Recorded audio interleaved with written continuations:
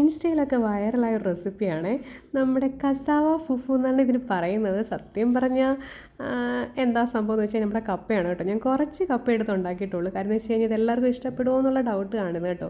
അപ്പം ഞാനൊരു ഒരു കപ്പയുടെ പകുതി എടുത്ത് ചെറുതായിട്ട് അതിന് മിക്സിയുടെ ജാറിലേക്ക് ഇട്ട് കൊടുത്തിട്ടുണ്ട്. കഴുകി വൃത്തിയാക്കിയിട്ട് കുറച്ച് വെള്ളം ഒഴിച്ചിട്ട് കൊടുത്തിട്ടുണ്ട്. പിന്നെ ഒരു 1/2 ടീസ്പൂൺ ഉപ്പും കൂടി ഇട്ട് നല്ല രീതിയിലൊന്ന് അരച്ചെടുക്കുന്നുണ്ട് കേട്ടോ. വലിയ ജോലിയൊന്നുമില്ല, സംഭവം ഈസിയാണ്. ഇനി ഒരു നോൺ സ്റ്റിക്ക് പാനിലേക്ക് അങ്ങോട്ട് ഒഴിച്ച് കൊടുക്കുക, നന്നായിട്ട് അങ്ങോട്ട് കുറുക്കി വറ്റിച്ചെടുക്കുക. സംഭവം ഇത്രയേ ഉള്ളൂ. അപ്പോൾ ഇത് ആഫ്രിക്കൻ റെസിപ്പിയൊക്കെയാണെന്നാണ് പറയുന്നത്. എനിക്കൊന്നും മനസ്സിലാവുന്നില്ല സത്യം പറഞ്ഞാൽ. ഇവിടെ ഉള്ളവർക്ക് ആർക്കും ഇത് ഇഷ്ടപ്പെട്ടില്ല, ഞാൻ മാത്രം കഴിക്കേണ്ടി വന്നു. സത്യം പറഞ്ഞാൽ വലിയ കുഴപ്പമൊന്നും ഉണ്ടായിരുന്നില്ല കേട്ടോ. കസാവ ഫുഫു എന്നൊക്കെയാണ് ഇതിൽ പറയുന്നത്. പേര് കേട്ട് തരുമ്പോൾ ചിരി വരുന്നുണ്ടല്ലേ.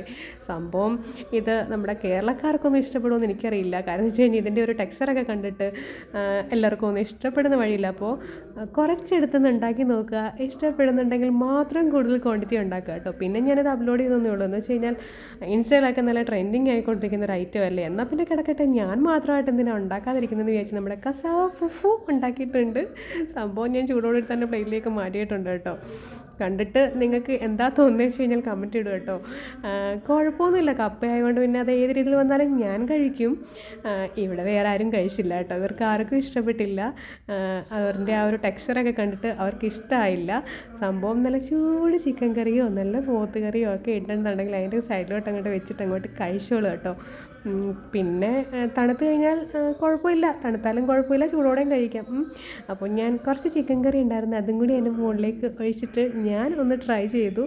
എനിക്ക് ഇഷ്ടപ്പെടാനൊന്നും ഇല്ല. പിന്നെ എല്ലാവർക്കും ഒന്നും ഇഷ്ടപ്പെടണമെന്നൊന്നും ഇല്ലല്ലോ. എല്ലാ ഫുഡും എല്ലാവർക്കും ഒന്നും ഇഷ്ടപ്പെടണമെന്നില്ല. അതുകൊണ്ടിട്ട് ദയവ് ചെയ്ത് കുറച്ച് മാത്രം എടുത്തൊന്ന് നിങ്ങൾ ട്രൈ ചെയ്യുക. ഇഷ്ടപ്പെടുന്നുണ്ടെങ്കിൽ മാത്രം കൂടുതൽ ക്വാണ്ടിറ്റി നോക്കുക. ഓക്കെ, അപ്പം ട്രെൻഡിങ് ആയിക്കൊണ്ടിരിക്കുന്ന റെസിപ്പി ആയതുകൊണ്ടിട്ടാണ് ഞാനും ഒന്ന് ട്രൈ ചെയ്തത് കേട്ടോ, അല്ലാതൊന്നുമല്ല. അപ്പോൾ ഇഷ്ടമുണ്ടെന്നുണ്ടെങ്കിൽ ലൈക്ക് ചെയ്യുക, ഷെയർ ചെയ്യുക. ഈ ഒരു രീതിയിലിരിക്കും സംഭവം. വായിലോട്ട് വെച്ച് കഴിഞ്ഞാൽ നല്ല എന്താ പറയുക, ഇങ്ങനെ അലന്നങ്ങ് പൊക്കോളും.